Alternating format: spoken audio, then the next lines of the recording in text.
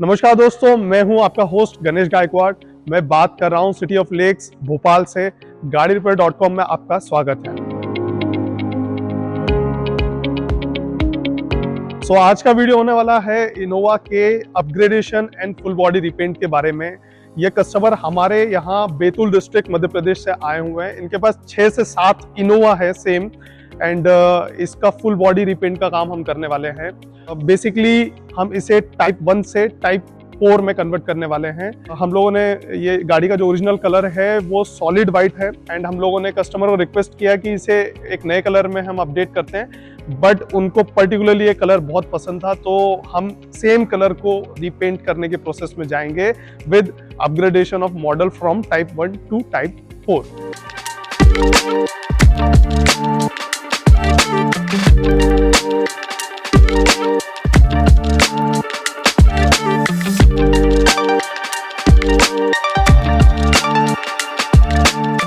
इस वीडियो में हम आपको समझाएंगे कि कैसे हमने इस इनोवा को टाइप 1 से टाइप 4 में कन्वर्ट किया है।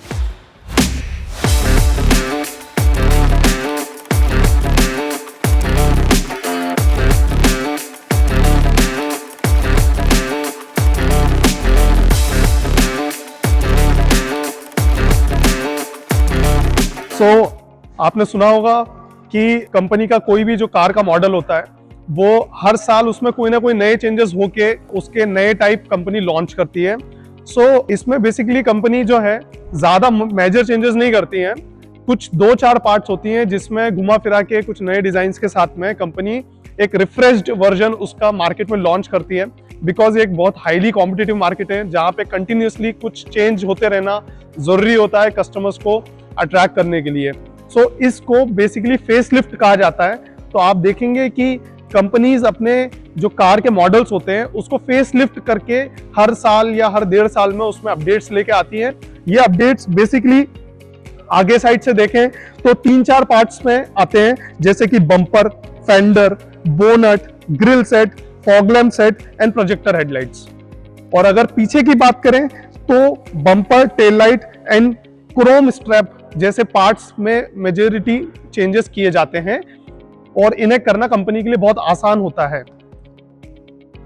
डेंटिंग शुरू करने से पहले सबसे पहले हमने पुराने पार्ट्स को निकाल लिया एंड गाड़ी की बॉडी में नए पार्ट्स के हिसाब से कुछ फैब्रिकेशंस किए सो दैट नए पार्ट्स की फिटिंग इंश्योर हो कि प्रॉपर आई है और कोई भी अनवांटेड गैप्स पार्ट्स और पैनल्स की फिटिंग में नहीं आ रहे। फैब्रिकेशन कंप्लीट होने के बाद में हमने जो नए टाइप 4 मॉडल के जो पार्ट्स थे गाड़ी में पूरे फिट किए, उनकी फिटिंग चेक करी, डेंट्स का इंस्पेक्शन किया, तो हमने पाया कि कस्टमर ने कुछ समय पहले इस गाड़ी में ऑलरेडी पेंट वर्क करा रखा था जो कि हमें सेटिस्फैक्टरी नहीं लगा। इसलिए हमने गाड़ी में पेंट को पूरी तरीके से पील ऑफ करके स्क्रैप करने का डिसीजन लिया।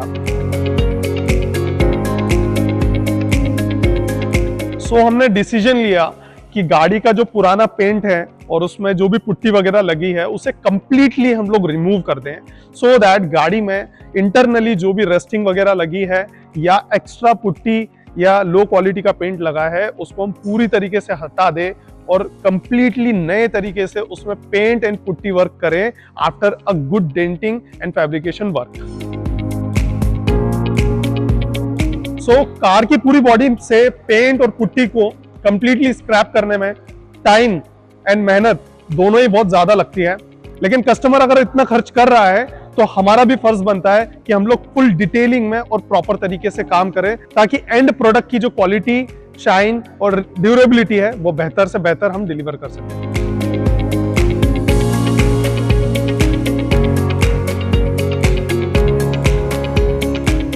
एक बार जब हम गाड़ी का पुराना पेंट और पुट्टी पूरी तरीके से स्क्रैप कर लेते हैं तो उसके बाद में हम लोग गाड़ी में जितने भी डेंट्स हैं उसको मार्क करते हैं एंड उस पर डेंटिंग का वर्क चालू करते हैं। दोस्तों, मैं आपको बताना चाहता हूं कि अगर डेंटिंग कितना इंपॉर्टेंट प्रोसेस होता है एक बेटर पेंट क्वालिटी डिलीवर करने के लिए।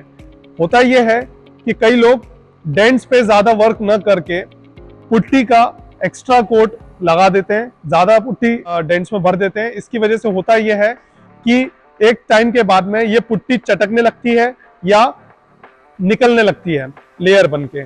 इसको रोकने के लिए डेंटिंग का प्रोसेस बहुत ज्यादा डिटेलिंग में करने की बहुत ज्यादा इंपॉर्टेंस होती है। इसलिए हम लोग इंश्योर करते हैं कि डेंटिंग के प्रोसेस में ही ज्यादातर डेंट को इतने छोटे साइज में ले आए कि कम से कम पुट्टी उसमें लगाने की जरूरत पड़े।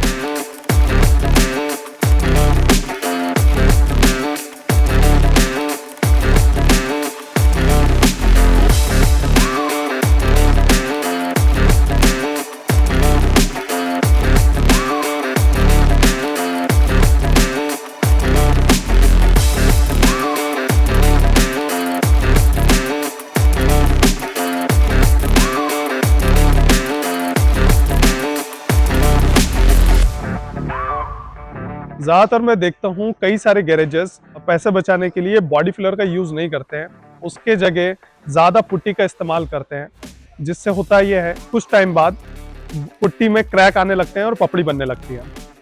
और कई सारे जो वर्कशॉप्स होते हैं वो इवन पुट्टी भी ज्यादा अच्छी क्वालिटी की यूज नहीं करते हैं, जिसकी वजह से होता यह है कि जो पेंट है वो पुट्टी में एब्जॉर्ब होने लगता है रेदर देन बॉडी सरफेस पे टिकने की जगह।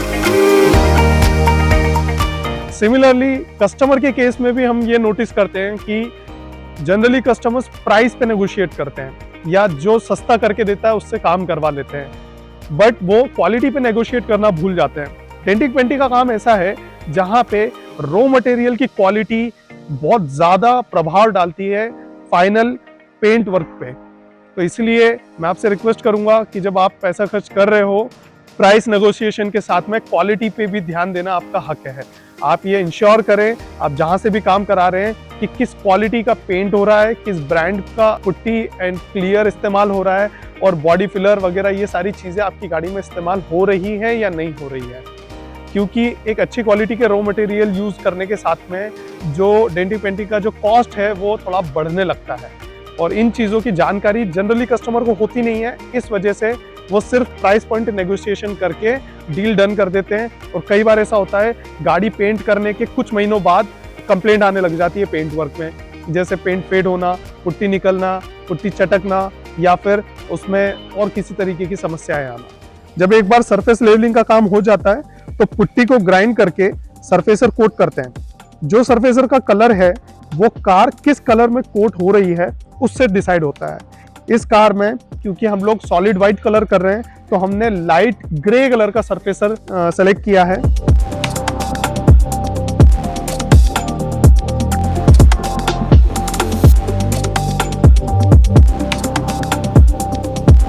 सरफेस एंड प्राइमर कोट के बाद बारी आती है बेस कोट एंड पेंट की। हमने इसमें एक्साल्टा का क्रोमेक्स व्हाइट पेंट किया है, जो कि एक्साल्टा का टॉप क्वालिटी मटेरियल है। ध्यान रखिए, कार में अगर आप टॉप क्वालिटी मटेरियल यूज कर रहे हैं तो आपको आगे पेंट से रिलेटेड कोई इश्यू नहीं आता, एंड टॉप क्वालिटी में सरफेस कवरेज भी अच्छा मिल जाता है।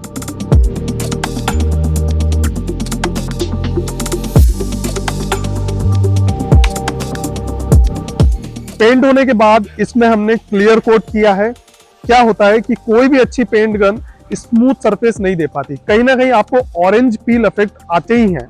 इसके लिए क्लियर कोट की प्रॉपर कोटिंग जरूरी होती है।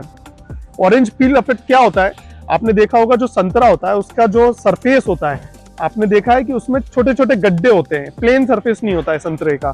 तो ऐसा ही टेक्सचर जो है गाड़ी का पेंट होने के बाद में दिखाई देता है अगर उसमें ऑरेंज पील इफेक्ट आता है तो। कम क्लियर कोट करने से आपको ग्लोसी सरफेस नहीं मिलती एंड पेंट लाइफ कम होती है, एंड पेंट में ऑरेंज पील इफेक्ट दिखने को मिलता है।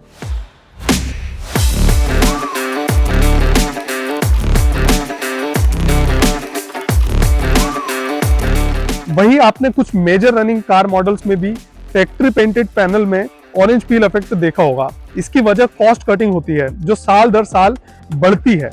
तो कंपनी का बॉडी शॉप डिपार्टमेंट भी पेंट एंड क्लियर कोट में कटौती करता है, इससे यह दिक्कत आती है।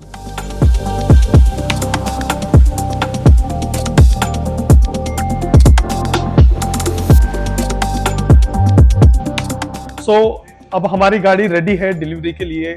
आप इस तरीके का काम हमसे कराने के लिए नीचे दिए हुए नंबर पे हमें कॉल कर सकते हैं, व्हाट्सएप कर सकते हैं फॉर फ्री एस्टिमेशंस। आइए देखते हैं गाड़ी के फाइनल शॉट।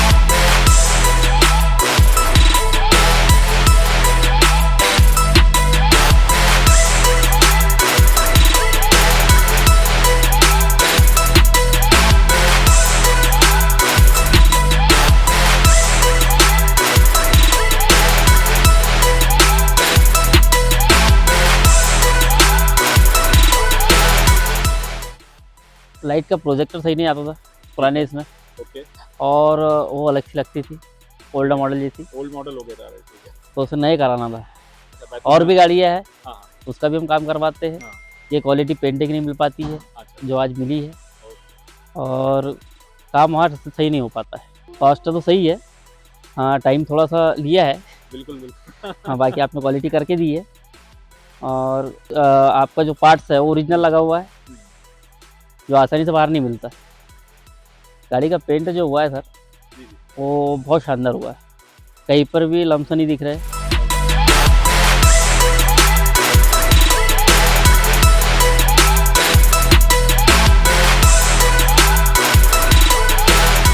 इस प्रकार के वीडियो देखने के लिए हमारे चैनल को लाइक, शेयर एंड सब्सक्राइब करें।